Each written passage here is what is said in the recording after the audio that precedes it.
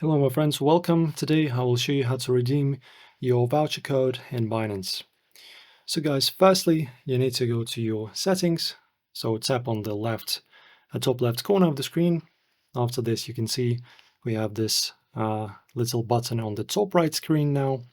Okay, and as you can see guys, from here we have a multiple services. So just press on more services. And in here, we need to find gifts and campaign. And as you can see, under gift and campaign, we have a service called gift card. So this is where we redeem.